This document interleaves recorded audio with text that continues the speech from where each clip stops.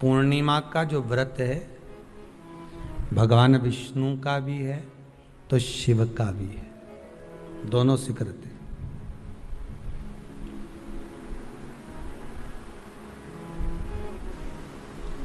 दोनों स्वीकृत है। जिसका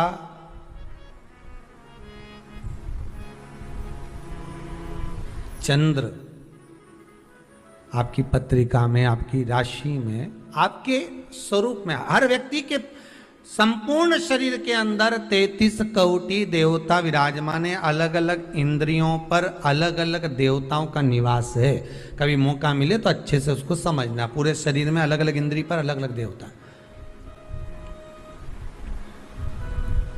जिस व्यक्ति को रात्रि में, जैसे ही रात हो या दिन हो, भोजन करने के 15 मिनट के बाद ही नींद की झपकी आ जाए, समझ लेना चंद्र कमजोर पड़ गया, चंद्र गड़बड़ हो गया।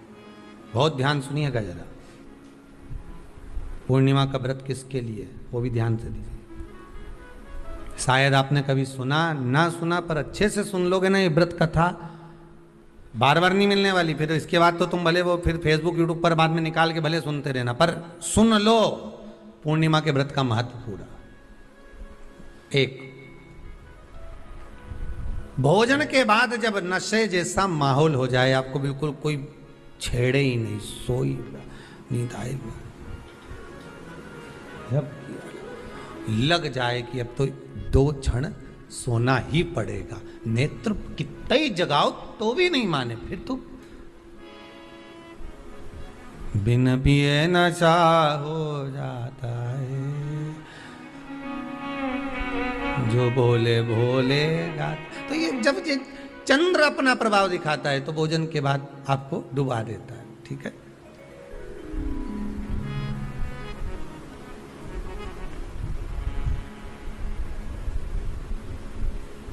एक बहुत सरल भाषा में कहेंगे, आपको थोड़ा समझना पड़ेगा कि कहीं कहीं आपने सुना होगा कि 14 और पूर्णिमा पे कहीं गया होगा इसलिए ऐसा हो गया। बोले सुना है कि नहीं सुना? 14 पूर्णिमा पे कहीं गया होगा या 14 पूर्णिमा पे कहीं गई होगी तो ऐसा हो गया। क्यों कहते हैं, उसका कारण क्या है? आखिर वह 1400 पूर्णिमा को क्यों लोगों ने बदनाम कर दिया कि 14 पूर्णिमा पे कहीं गई होगी तो बाल खोल के गई होगी, या ऐसा करा होगा तो वैसा करा होगा तो ऐसा हो गया, या ये चीज़ इसके साथ में ऐसा हो गया, या एक्सीडेंट हो गया, या ये चीज़। कारण क्या होता है? क्यों पूर्णिमा और अमावस्या के समय पर ही ज़्यादा एक्सीडेंट के योग बनते हैं? क्यों पूर्णिमा अमावस्या के अंतर्गत ही ज़्यादा कष्ट के योग बनते हैं, बीमारी को पनपने के? कारण क्या होता है? उसका क्रम क्या है? कारण क्या है? उसका एक कारण है आपके चंद्र की महत्वता घट जाना। जब चंद्र की महत्वता घटती है तब जाकर शरीर में कहीं ना कहीं रोग की मात्रा बढ़ जाती। रोग अपना प्रभाव चंद्र के कारण दिखाना प्रारंभ, पर मन में बेचैनी नहीं हो, बेचैनी रहे, नींद नहीं आ रही है, कुछ मन में ऐसा लग रहा है कि कुछ होने वाला है, मन में स्थिरता नहीं आ रही, समझ लेना कि चंद्र गड़बड़ हो गया है। अब इस चंद्र को साधना है तो शिव तत्व में जाना पड़ेगा। फिर कुछ मत करिए, पूर्णिमा का व्रत चालू कर दीजिए। क्या करना है? केवल पूर्णिमा का व्रत चालू कर दो। और कितना प्रभाव है पूर्णिमा के व्रत का? घर में 50 लोगों का परिवार है, 15 लोगों का परिवार है, 20 लोगों का परिवार है, और परिवार में से अगर एक पुरुष या एक स्त्री कोई भी पूर्णिमा का व्रत करता है तो पूरे परिवार के लोगों का चंद्र संवर जाता है, पूरे परिवार के लोगों का चंद्र सुधर जाता है। पूर्णिमा के व्रत का इतना प्रभाव शास्त्र कर रहा है, स्कंद पुराण कर रही है। पर व्रत कब से लेना है पूर्णिमा का? चैत्र की पूर्णिमा से। ठीक है, नहीं तो तुमने सोचा इतना महत्व सुना है पूर्णिमा के व्रत का तो मैं तो आज से नहीं खाऊं कछु। आज से ले लो। तो ये हर कोई सब तुम्हारा मर्जी पड़े, तुम तो आधी रात को उठ के भोजन करने लगो, तो ये कहीं वर्णन नहीं है। तुम तो आधी रात के नहा लो, तो ये कोई महत्व है? तो हर चीज़ का एक समय होता है कि इतनी बजे उठना, इतनी बजे मंजन करना, ऐसा करना, भोजन करना, ये समय पर फलाहार करना, ये समय पर ये, तो ये सब चीज़ का एक समय होता है, हर चीज़ का एक समय। अब कथा तुम दिन में सुन लो, शाम के सुन लो, अब आधी रात को तुमको कोई उठा के 1 बजे रात के उठ, भेरू उठ जा, कथा सुन ले, तो भेरू उठेगा? और आधी रात को भेरू उठ भी गया ना तो तुम्हें भेर भी बना देगा। हर चीज का एक समय होता है कि आपको ये समय पर आपको ये ग्रहण करना, आपको इस समय पर भगवत स्मरण करना, आपको इस समय पर नाम जाप करना, आपको इस समय पर भगवान की भक्ति को धारण करना। परिवार में अगर किसी ने एक पूर्णिमा का व्रत कर रखा है, एक व्यक्ति ने भी करा है, तो 50 की ग्रह दशा जब उसके स्पर्श में आती है, पूर्णिमा का जो व्रत होता है ना, स्पर्श का सुख दे जाता है। बहुत बहुत ध्यान दीजिएगा। जैसे आपने किसी ने पानी मांगा, आपका पूर्णिमा का व्रत है, और भले आप उठ के पानी लेने नहीं गए क्योंकि आपका व्रत है, क्योंकि जिसका व्रत होता है बेचारी वो तो ज्यादा कुछ करती नहीं पाती, पर किसी ने आपको पानी लाकर तो दिया ना। अब पानी लाकर जिस व्यक्ति ने दिया उसका स्पर्श तो हुआ ना। ये अभी गई थी ना दूसरी लहर कोरोना महामारी, इसको देख लो, इसको टच किया, इससे टच होकर उस पर गया, उससे टच होकर उस पर गया, तो ये कोरोना महामारी। अब जब ये कोरोना महामारी टच करने से फैल सकती है, तो व्रत का पुण्य टच करने से क्यों नहीं बढ़ सकता? विचार करिएगा जरा, उसका भी तो पुण्य। अब आपने किसी को जल दिया जिसका व्रत था उसको जल दिया। और सरल भाषा में समझ लो, कभी मथुरा वृंदावन गए हो आप लोग? अगर मथुरा वृंदावन गए होगे, उज्जैनी गए होगे, काशी गए होगे, कहीं तीर्थ में गए होगे, या कभी कुबेरेश्वर धाम कभी आप लोग आएंगे जाएंगे, कभी आपको ज्ञात होगा, तो कभी आप लोग दर्शन करेंगे कि जब भोजन प्रसाद होता है तो लोग उसको बांटने के लिए देते हैं कि कोई आया है तो उसको कुछ प्रसाद मिल जाए, भंडारे की प्रसादी मिल जाए। तो भंडारे की प्रसादी जब वो खाता है उसका स्पर्श होता है, स्पर्श होता है तो जिसने भोजन किया उसका पुण्य जो दे रहा होता है उसके खाते में चले जाता है।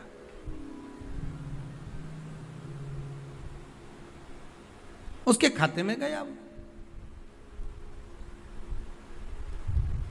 पूर्णिमा के व्रत का नियम है, घर में एक सदस्य भी कर रहा है, किसी ने उसको भोजन बनाकर थाली में कुछ प्रसाद फलाहार सामग्री दी, उसका स्पर्श बड़ी बहू को हुआ, बड़ी बहू रसोई घर में गई, उसने बाकी की चीज़ों को छू लिया, उसको देवरानी ने छू लिया, देवरानी ने कोई बर्तन छुआ, उससे तीसरी देवरानी ने देखा, उसने कोई चीज़ छू ली, तो वो छूते छूते छूते छूते वो पूर्णिमा का प्रभाव पूरे घर के लोगों को हो जाता है, और उनका चंद्र इतना प्रबल हो जाता है कि अपने आप उनकी बेचैनी, उनकी आलसता समाप्त हो जाती है। नहीं तो एक व्यक्ति के कारण पूरे चंद्र दशा खराब।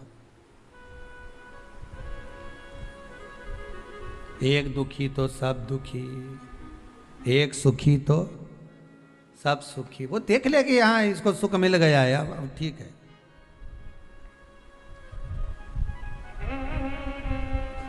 जब बेचैनी लगे, 1400 पूर्णिमा आए और आपको लगे बेचैनी बहुत ज्यादा है, मेरे को थोड़ा बेचैनी, ना जाने क्यों ऐसा होता है कि 14 पूर्णिमा आई और मेरे को बेचैनी, तो समझ लेना कि चंद्र गड़बड़ है। फिर क्या करना है? एक व्रत घर का कोई भी सदस्य पूर्णिमा का प्रारंभ कर दे। ज्यादा नहीं करो तो थोड़ी करो, पर करो, व्रत करना।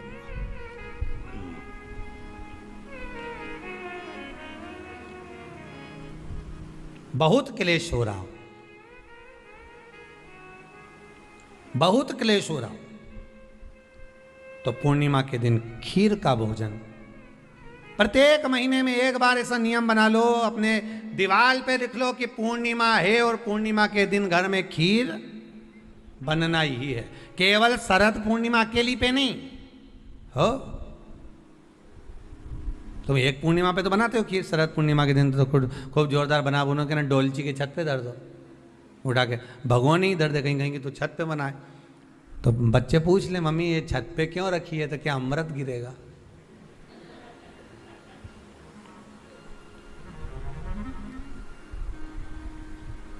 अब बोलो जम के जरा, क्या गिरेगा?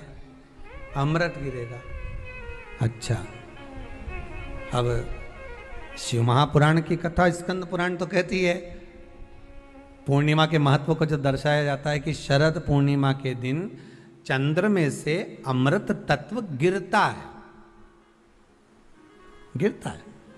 पर कब गिरता है? अरे जम के तो बोलो, जब उस खीर का ढक्कन हटा हुआ, केवल खीर का नहीं अपना भी ढक्कन हटा हो, तभी तो अमृत गिरेगा। अब दिमाग में तो ढक्कन बंद है, खीर रख दी छत पे। भगवान मन में सोच रहे कि देवताओं को अमृत कब मिला था? जब उन्होंने मेरा नाम पुकारा था। केवल खीर बना के नहीं धरी थी कि छत पे खीर धर दो और अमृत आ जाएगा। नहीं नहीं, खीर के पास बैठकर थोड़ी देर बैठकर हरे राम कहो सीताराम कहो, सीताराम कहो राजा राम कहो, कुछ भजन तो गाओ। अब तुमने तो नीचे से बना के छोरा के दे दी, धर या ऊपर छत पे, और छत पे ले जाके खीर धर दी और खीर रखी तो मम्मी ने क्या केवल ढक्कन लगा के रखना, बिल्ली खा जाएगी। तो उसमें ढक्कन केवल खीर में नहीं लगाया, अपनी बुद्धि में भी लगा लिया। अरे स्कंद पुराण की कथा कहती है जब पूर्णिमा के दिन तुम खीर बना रहे हो, अगर शरद पूर्णिमा के दिन खीर बना रहे हो तो प्रयास करना कि थोड़ी देर बैठकर राम नाम, कृष्ण नाम, शिव नाम, भगवान की भक्ति का 2-5 भजन तो हो जाए। अब दिमाग में लगा ढक्कन, खीर में भी लगा दो ढक्कन, अमृत कहां से झड़ेगा? भगवान भी सोचे, ना राम नाम लीनो तूने भरी जवानी में, तो डूब के मर जा रे चुल्लू भर पानी में। अब भगवत भजन करे नहीं और क्या कि अमृत झड़ेगा? भगवान के कहीं नहीं झड़े, फालतू की बात।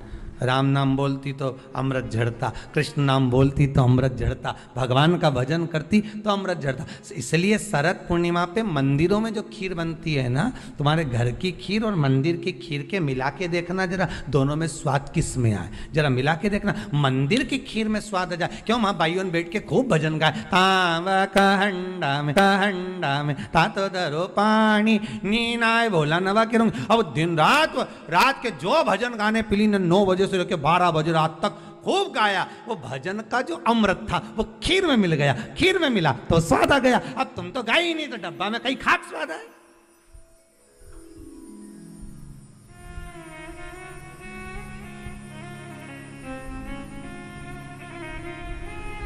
अब रात्रि को छोरा से क्या, जा खीर उठाना नीचे, जो खीर लेके आया ने खा के देखी तो ये खीर तो फटी गई। अब खीर ही फट गई। छोरा से 2 धर के दिया, कर तो ढाक के नहीं आया? नहीं ढाक के आया। तो इसमें तो मैंने वो चिरौंजी डाली थी, दाग चिरौंजी, पर ये बिजली का कीड़ा होने का और डाली थी दाग चिरौंजी, आ गए हम। उस समय पे बिजली का कीड़ा बहुत चले, शरद पूर्णिमा के टाइम पे काला वाला, और एक ही आ जाए नहीं तो पूरा इलायची का स्वाद दे जाए। अब डाली थी दाग चिरौंजी, आ गया वह कीड़ा भी। रण की कथा कहती है, महाराज पूर्णिमा का जो चंद्र है वो विशाल का है, और उस चंद्र की पूर्णता में हमारी अभिलाषाएं भी पूर्ण हो। आप आस्था चैनल के माध्यम से जितने लोग कथा सुन रहे हैं, फेसबुक यूट्यूब पर जितने कथा सुन रहे हैं, और कुबेरेश्वर धाम में जितने कथा सुन रहे हैं, आप में से कितने लोग हैं जो पूर्णिमा का व्रत करते हैं? जो माताएं करती हो जरा हाथ उठाइए। पूर्णिमा का व्रत जो करती हो, करते हो ना आप लोग? रखिए हाथ। अब पूर्णिमा के व्रत में आपने कई बार किताब पढ़ी होगी पूर्णिमा की, या आपने व्रत किया होगा, या पूर्णिमा का व्रत आप धारण करे होगे, तो उसमें पूजन कौन से भगवान की होती है? पूर्णिमा के व्रत में किस भगवान की पूजन होती है? तो कहा पूर्णिमा के व्रत में केले के खंभ लगाकर पूर्णिमा का जो अध्यापन होता है, पूर्णिमा की जो पूजन होती है, उस पूजन में शंकर और पार्वती की पूजन की जाती है, शिव और नारायण की पूजन करी जाती है, शंकर और पार्वती का स्मरण किया जाता है। किसकी पूजन होती है? शिव पार्वती। क्यों? शंकर और पार्वती का पूजन क्यों करा जाता है पूर्णिमा के व्रत में? क्योंकि शिव और माता पार्वती ही केवल एक ऐसे हैं जिन्होंने अपूर्ण लक्ष्मी को भी पूर्ण बना दिया था। अपूर्ण लक्ष्मी को भी पूर्ण बना दिया था। किसको पूर्ण बनाया है? लक्ष्मी। पूर्णिमा के दिन अगर आप शंकर भगवान को एक लोटा पानी अगर शिव को समर्पित कर रहे हो, श्वेत पुष्प को रखकर शंकर जी के ऊपर सफेद फूल को चढ़ाकर अगर एक लोटा जल भी एक पात्र जल भी शंकर को समर्पित कर रहे हो, तो ये लक्ष्मी के लिए ही तो कर रहे हो। और कौन सी लक्ष्मी? पूर्ण लक्ष्मी। पूर्ण लक्ष्मी। आपको पहले भी कथा में कहा, एक बार भगवान विष्णु के सामने लक्ष्मी मैया ने बहुत तेज स्वर में कह दिया था, नारायण, दुनिया के लोग आपका नाम जपते हैं, दुनिया के लोग नारायण नारायण कहते हैं, दुनिया के लोग आपका भजन करते हैं, पर सत्य मायने में कहूं ना तो मेरे बिना दुनिया के लोगों की नहीं चल सकती। मेरे बिना दुनिया नहीं चल सकती, संसार मेरे बिना नहीं चल सकता। भगवान विष्णु ने कहा, ये तो गलत है लक्ष्मी आपका कहना। एक दिन लक्ष्मी को अहंकार आ गया। अहंकार के संबोधन जब माता लक्ष्मी करने लगी तो भगवान, उसी समय पर भगवान विष्णु को क्रोध आ गया और भगवान विष्णु ने कह दिया, लक्ष्मी तू इतनी बड़ी बड़ी बात कहती है कि तेरे बिना नहीं रह सकती संसार। मैं तुझे कहता हूं लक्ष्मी, तू अपूर्ण है। तू अपूर्ण है, तू पूर्ण कब हो गई?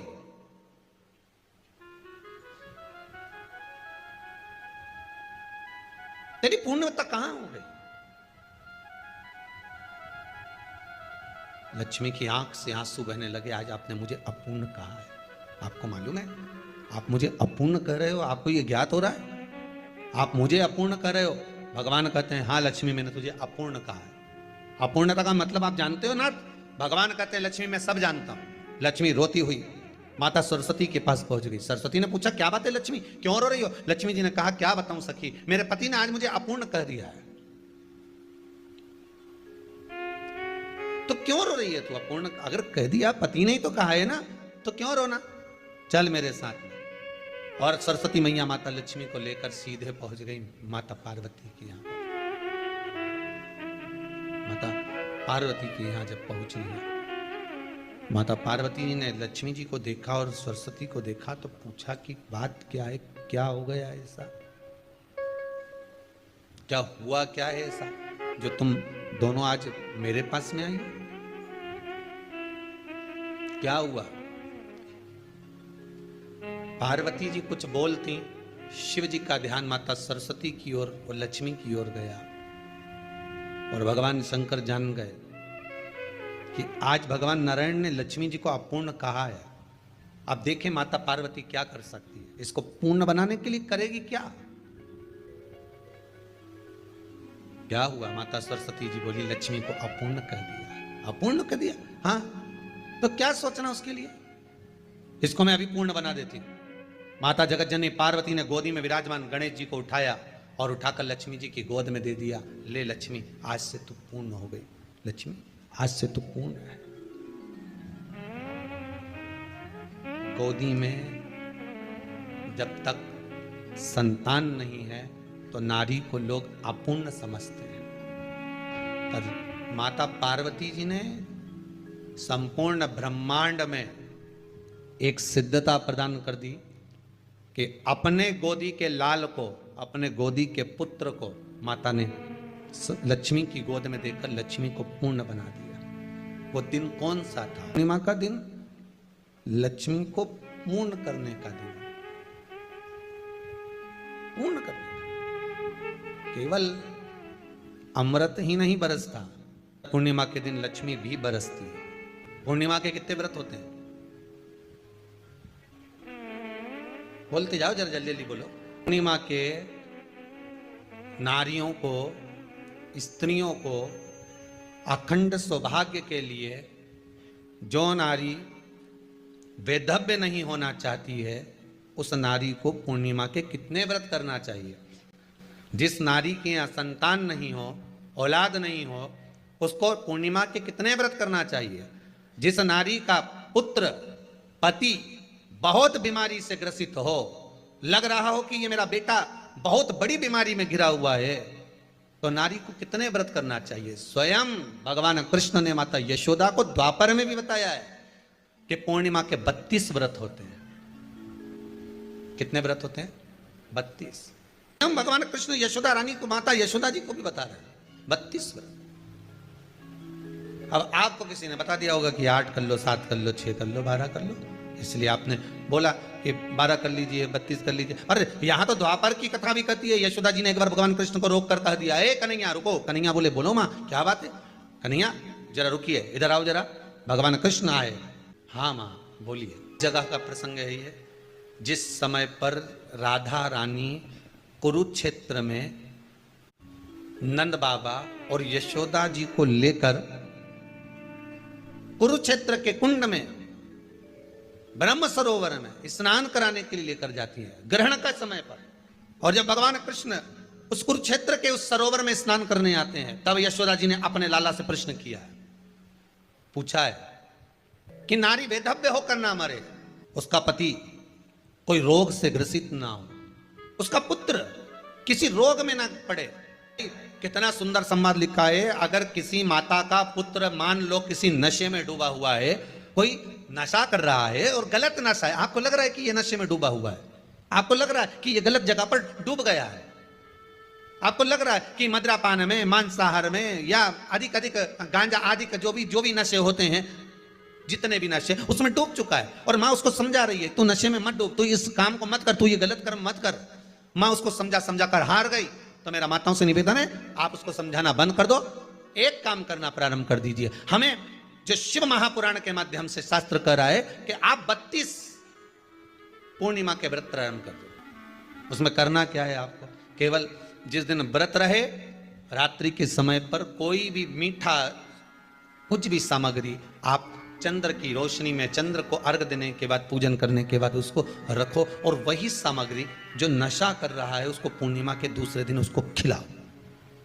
आप धीरे धीरे खिलाना चालू करेंगे, जिस नशे में वो डूबा हुआ उस नशे से वो छूटना प्रारंभ हो जाएगा। 2 पूर्णिमा व्रत करके तो देखो, तीसरे में तुम्हें जरूरत ही नहीं, धीरे धीरे आप वो छूटना प्रारंभ हो जाएगा। स्वयं भगवान कर रहे हैं। यशोदा मैया ने कन्हैया को रोक लिया कुरुक्षेत्र के उस मैदान में, और भगवान कृष्ण का दर्शन माता यशोदा जी करी। बहुत दिनों के बाद माँ को, आज माता यशोदा को लाला का दर्शन हुआ, बहुत समय के बाद, जाने के बाद बहुत समय। कृष्ण से माता यशोदा जी ने पूछा, कन्हैया लो, किसी नारी का पुत्र या पति रोग से ग्रसित हो,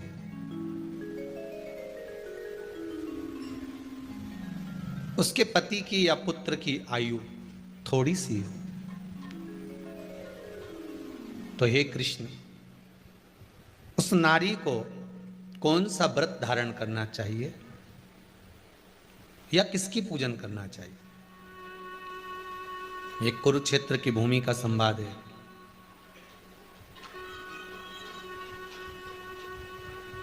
भगवान कह रहे हैं, मां, अगर नारी अपने पुत्र और अपने पति के लिए, उसकी उम्र की वृद्धि के लिए, रोग मुक्ति के लिए, विश्व के ताप को कम करने वाले चंद्रदेव की आराधना, पूर्णिमा के व्रत को धारण करती है, तो नारी उस व्रत के प्रभाव से अपने पुत्र और पति की बीमारी को, रोग को हर लेती है।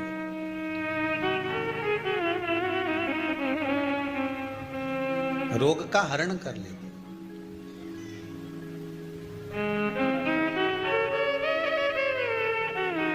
महाराज, जो बच्चा बुद्धि से विकलांग हो, विद्या में कमजोर हो, परीक्षा हॉल में पेपर देते समय भूल जाता हो, वे एक काम ना करता हो, निवेदन है किसी भी पूर्णिमा की रात्रि को 12 बजे गाय के, गौ माता देसी गाय के जो 4 थन होते हैं, उन 4 थन में से जो आगे के थन होते हैं, 2 पीछे की ओर होते हैं, 2 आगे की ओर होते हैं, तो जो आगे के 2 थन है, उस थन का दूध निकलवा लिया जाए, और उस दूध का कोई भी मीठा पदार्थ बनाओ तो ठीक है, ना बनाओ तो उसी दूध में शक्कर मिलाकर पूर्णिमा की रात्रि को, जो विवेक से कमजोर हो, बुद्धि से कमजोर हो, या याद करा हुआ सब भूल जाते हो, या आपके लिए भी है कोई चीज रखते हो भूल जाते हो, विवेक याद नहीं रहता, बुद्धि में इतना प्रबल बल नहीं आ पाता, याददाश्त कमजोर होती चली जा रही। तो किसी भी पूर्णिमा की रात्रि को 12 बजे गाय के आगे के 2 थन का दूध, उसमें कोई पदार्थ शक्कर गुड़ कुछ भी मिलाकर भगवान के चंद्रदेव की साक्षी में उसको पिला दिया जाए। महाराज बार बार पिलाने की जरूरत ही नहीं पड़ेगी, एक ही बार में काम कर जाएगा और विवेक पूर्ण तरह से कार्य कर लेगा। इसी गाय के आगे के 2 थन का दूध बड़ा प्रबल होता है। पूर्णिमा की रात्रि को 12 बजे उसका प्रयोग किया जाए। दूध को निकाल लो शाम के समय, रात्रि के समय ग्वाले से कहकर जिसके यहाँ पर देसी गाय हो वहां निकलवा कर उसको रखा जाए, उसका पान करा जाए। रोग बीमारी में प्रबलता। तो मां यशोदा जी जग कल्याण के लिए पूछ रही है। जब देवता 33 कोटि देवता उस चंद्र के इंतजार में रहते हैं कि ये चंद्र प्रबल होगा तब जाकर ये चंद्र यहां पहुंचेगा, तब जाकर हम मंथन करेंगे, तब जाकर वो अमृत मिलेगा और उस अमृत को देवता धारण करेंगे तो वो आनंद पा जाएंगे। हम क्यों एक एक पूर्णिमा छोड़ें? एक एक पूर्णिमा के महत्व को जानिए। कोई पूर्णिमा साधारण नहीं है, कोई प्रदोष साधारण नहीं है, कोई शिवरात्रि साधारण नहीं है। 12 महीने शिवरात्रि पड़ती है, 12 महीने में प्रदोष पड़ते हैं, का महत्व ही नहीं जान पाते। कौन से प्रदोष पर क्या करना है, कौन सी पूर्णिमा को क्या धारण करना है, कौन सी शिवरात्रि पर। कई लोगों को तो यहां तक नहीं मालूम था कि भाई श्रावण के महीने में भी शिवरात्रि आती है। वो तो बस लोगों के कि शिवरात्रि का पूजन हुआ, तो उसका स्मरण क्यों छोड़े हम? अगर ये वेद और शास्त्र ब्राह्मणों को दिए गए हैं, ये वेद और शास्त्र विद्वज्जन को दिए गए हैं, तो इसका स्मरण होना चाहिए कि हम निकालकर जनमानस तक ये चीज पहुंचाएं कि हमें इस दिन ये पूजन करना है, उसका स्मरण होना चाहिए। भगवान कृष्ण से यशोदा जी ने पूछा तो भगवान कृष्ण ने कहा, मां पूर्णिमा का व्रत अगर नारी 32 पूर्णिमा धारण कर लेती है तो वो नारी बेधव्य होकर नहीं जाती। पर आप लोग व्रत जो करते हो ना, जो भी व्रत आप लोग उठाते हो, सोमवार का व्रत जैसे किसी माता जी ने उठा लिया और वो उठाने के बाद, हम तो शादी नहीं हुई थी ना जब भी सोमवार व्रत करते थे, अब शादी हो गई अभी भी हम सोमवार का व्रत कर रहे हैं, करे जा रहे हैं, और उसका कोई उद्यापन नहीं करा, कोई संकल्प नहीं लिया गया कि मैं 5 करूंगी कि 16 करूंगी कि 25 करूंगी कि 31 करूंगी कि 21 करूंगी। इसलिए पूर्णिमा व्रत का विधान में कहा गया कि 32 पूर्णिमा का पहला संकल्प होना चाहिए। उसके बाद आपकी 32 पूरी हो जाए, फिर आप दूसरे और व्रत कर लो, फिर 32 कर लो, फिर 32 कर लो, पर उसमें पूर्णता का भाव। अभी तक किसी के सोमवार और गुरुवार और शुक्रवार के व्रत ही पूर्ण नहीं हुआ, अभी तक चल रहा है, अभी तक चल रहा है। हम तो सोमवार का व्रत करते हैं, हम तो शनिवार करते हैं, अब शनिवार करते करते 4 साल हो गए, 6 साल हो गए, 5 साल हो गए। भगवान को तो थोड़ा बहुत कुछ खिला पिला के उनको एक बार तो विश्राम दे। भगवान भी मन में सोच रहे अब तो निपटेगी तभी छोड़ेगी। कोई भी व्रत आप करो, उस व्रत का एक संकल्प, एक नियम कि मैं इतने व्रत करूंगी, ये मेरा नियम। जैसे नवरात्रि के 9 दिन मैंने करे, व्रत धारण करे, 10वें दिन उसको छोड़ दिया। अब तुम तो सोच कर बैठी कि ये मैं 9 दिन धारण कर लूंगी, ने एक दिन बाद एकादशी पड़ रही है तो 10वें के दिन कौन छोड़े, दशहरे का भी व्रत ये भी कर लूं, 11 भी पूरी कर लूं, उसके बाद प्रदोष भी कर लूं, और प्रदोष के बाद में मैं फिर जो द्वादशी पड़ी 12 पड़ी वो कर कुरा के इसके बाद ही छोड़ूंगी। थोड़ा सा जिस व्रत को उठाया गया, जिस व्रत का नियम लिया गया है, उस व्रत का प्रदान कर फिर उसको थोड़ा सा भाग प्रदान कर हमने ये व्रत पूर्ण कर लिए। भगवान हमारा ये व्रत आपकी कृपा से, हे विश्वनाथ, हे शंभु, हे त्रिकालदर्शी, हे कैलाशी, मेरी 26 एकादशी आज पूर्ण आपकी कृपा से हुई है, इसलिए मैं उद्यापन कर रही हूं, आपकी कृपा से कर रही हूं। उसके बाद फिर उठाऊंगी, फिर कर लूंगी, पर आज मैंने पूर्णता का भाव लिया। उद्यापन नहीं करो तो किसी विद्वान ब्राह्मण को घर में बुलाकर अभिषेक पूजन करा लो, उसको भोजन करा दो, दक्षिणा अधिक प्रदान कर उसको विदा कर दो, उसमें भी सुख का भाग। इतनी पूर्णिमा जम के बोल दो, 32 पूर्णिमा। कौन कर रहे हैं? भगवान कृष्ण। किसको कर रहे हैं? माता यशोदा को। किसने ये व्रत धारण किया? तुम्हें कुछ मालूम है किसका होता है ये व्रत? भगवान कृष्ण ने कहा ये शंकर और पार्वती का व्रत है। किसका व्रत है? शिव और पार्वती का। पूर्णिमा का व्रत शंकर और पार्वती का व्रत है। तो कोई कहे कि ये तो भगवान कृष्ण का व्रत है, तो ये तो कृष्ण भगवान तो द्वापर में आए हैं, पर पूर्णिमा का व्रत तो स्वयं माता पार्वती जी ने भी धारण करा है। जिस समय पर कार्तिकेय महाराज को गंगा मैया प्रकट कर रही थी और तारकासुर का जब संहार करना था, तब माता पार्वती ने शंकर जी से पूछा था कि तारकासुर को मारने के लिए आपके पुत्र की जरूरत है, आपका पुत्र प्रकट कैसे होगा? क्योंकि आप तब साधना में लगे रहते हो। भगवान कहते हैं चिंता मत कर, तू एक काम कर, पूर्णिमा व्रत को धारण कर। मां पार्वती भी जिस व्रत को धारण करी है, तो कोई ये द्वापर का व्रत है क्या? यहां तो शास्त्र कह रहा है कि कोई भी अगर आप प्रसंग धारण कर रहे हो, कोई भी आप नियम धारण कर रहे हो, कोई भी आप व्रत धारण कर रहे हो, या आप किसी भी तरह का पुण्य भाग धारण कर रहे हो, तो उसमें जड़ की मूलता होना चाहिए। जड़ कहां? केवल पूर्णिमा का व्रत कोई केवल द्वापर का नहीं है, केवल त्रेता का नहीं, ये तो सतयुग के भी आगे का निकल चल, ना जाने कितने सतयुग, कितने त्रेता, कितने द्वापर हुए, तब से चला। इन नयनों में नंबर बढ़ते चले जा रहे हो, चश्मा उतर नहीं रहा हो, दूर का नहीं दिखे, कहीं किसी को पास का नहीं दिखे, रहते हैं। उसके लिए तुलसी की जो डंडी होती है, तुलसी जैसे बेलपत्र की जो ये डंडी है, ऐसे ही तुलसी का जो पत्ता होता है, उस पत्ते की जो डंडी होती है, उस डंडी को चंद्रमा को देखा जाता है। उस डंडी की जो कोर होती है, उस कोर को दृष्टि से मिलाया जाता है। माँ की रात्रि ठीक 12 बजे आप चंद्रमा की, जैसे चंद्रमा का भाग, उस चंद्रमा के भाग को आप उस डंडी के भाग से निहारने का प्रयास करें। मारो घर में आई है, घी का दिया लगाई है, उस घी के दीप को लगाने के बाद पूर्णिमा के दिन उस पर एक प्लेट थोड़ी तिरछी कर रख दो, जिससे उसकी कालोच, काई की, उस दीप की, घी के दीप की कालोच उस प्लेट पर आ जाए। थोड़ी सी कालोच ले लीजिए, 5-10 मिनट में आ जाएगी। उसको गाय के घी में मिलाकर आंखों में सुरमा लगाकर रात्रि को सो जाइए। 3 दिन बाद आप महसूस करेंगे कि नेत्र की ज्योति बढ़ना प्रारंभ हो रही है। अब इस प्रयोग को करने में कोई धन लगा तुम्हारा?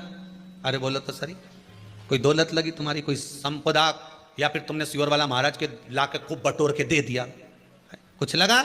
नहीं। तुम करोगे, लाभ तुम्हें मिलेगा। ये जितनी पूर्णिमा के व्रत हैं, जितने 12 महीने जो पूर्णिमा पड़ती है, पूनम पड़ती है, ये भले दुनिया के लोग कहते हैं कि ये भगवान राधा और कृष्ण से संबंध, हम और कृष्ण से संबंध रखते हैं, पर इनका यदि सही संबंध समझा जाए, इनके सही संबंध का यदि स्मरण करा जाए, इनके सही संबंधों का यदि वर्णन किया जाए, तो शिव और चंद्रमा के जो मिलन का केंद्र बिंदु है वही पूर्णिमा है। केवल एक पूर्णिमा वहीं तक नहीं रही कि भगवान कृष्ण और राधा जी ने रास किया, केवल वहीं तक उसकी सीमितता नहीं है। बात ध्यान रखिएगा, यदि काया का रोग हो गया, मान लो शरीर कहीं से सफेद पड़ रहा है, कहीं से काला पड़ रहा है, शरीर में से खाल की फुकड़ी निकलना प्रारंभ हो गई हो, शरीर में काले काले चट्टे पड़ना चालू हो गए हों, या कोई विशेष रोग हो गया, कोई विशेष में रोग है, बीमारी है, काया बेकार हो रही है, तो सीधी सीधी बात शिव महापुराण की कथा कहती है, सुंदर आनंद में श्रवण कर कर आप अपने जीवन को, ये पूर्णिमा शिव महापुराण की कथा कहती आ रही है। कुछ नहीं करना, पीपल का एक पत्ता, उस पत्ते पर थोड़ा सा चावल, थोड़ा सा चावल, पूर्णिमा की रात्रि को अपने हाथ में लेकर, अपने नयनों से लगाकर, शरीर पर से स्वयं उतार कर उसको दरवाजे के पास रख दीजिए। पूर्णिमा की रात्रि को पूर्ण होने पर उस चावल को दूसरे दिन सूंघ कर बहते हुए पानी में डाल दीजिए। महाराज कितने भी रोग से ग्रसित हो गए, पीपल का एक पत्ता 52,000 ब्राह्मण की साक्षी कराता है। महाराज बहुत ध्यान देना, पीपल के वृक्ष में स्वयं नारायण का, मेरे कृष्ण का वास है। स्वयं भगवान गीता के अंतर्गत कहते हैं कि मैं पीपल का वृक्ष हूं, नारायण उसी में। 52,000 ब्राह्मणों का वासा एक पीपल के पत्ते में होता है। और आपको पहले भी कथा में कहा, गाय, ब्राह्मण, बहन, बेटी, ये सब काल का हरण करने वाले हो, काल को हरने वाले हो। रोग को मिटाइए, शिव का स्मरण करो। पूर्णिमा के दिन चावल का एक आखा दाना, आखा दाना जानते हो, पूरा खंडित चावल नहीं, कितना चावल, एक दाना चावल का शंकर भगवान के शिवलिंग पर समर्पित करिए। एक बेलपत्र जिसका डंडी का मुख अपनी ओर हो, जहां से चावल चढ़ाया है, उस चावल के ऊपर अपनी कामना कर कर रख दीजिए और चंद्रमौली भगवान का स्मरण करिए। कौन से भगवान? शंकर भगवान का सर्वश्रेष्ठ सुंदर नाम है चंद्रमौली। चंद्रमौली भगवान का स्मरण करिए, अपनी कामना कर कर बेलपत्र समर्पित कर कर शिव जी पर एक लोटा पानी, एक जल पात्र समर्पित करो, कलश से जल चढ़ा दीजिए, नैनों में वो जल लगाकर अपनी कामना कर कर वापिस घर को आइए। आएगी जो कामना करी है मेरा चंद्रमौली भोलेनाथ उसे पूर्ण कर ही देगा। शिव उपासना के लिए जितनी 12 महीने में पूर्णिमा पड़ती है, एक एक पूर्णिमा का व्याख्यान वर्णन करेंगे। आज तो कथा का महत्तम दिवस है, पहला दिवस है, तो हम उसको महत्व समझें कि पूर्णिमा का महत्व क्या है, हम उसका महत्व समझें कि शंकर और चंद्र का रिश्ता क्या है, संबंध क्या है। भगवान ने जितनी पूर्णिमा बनाई है, जितने नक्षत्र बनाए, जितनी घड़ी बनाई, जितना पल बनाया, जितना समय बनाया, ये शंकर भगवान ने जो बनाया ये गलत नहीं बनाया, श्रेष्ठता के लिए बनाया, जग के उद्धार के लिए, संसार के उद्धार के लिए बनाया। अब उसका प्रयोग आप करें ना करें ये आपके ऊपर है, आप उसका प्रयोग कर रहे हैं ना कर रहे हैं ये आपके ऊपर।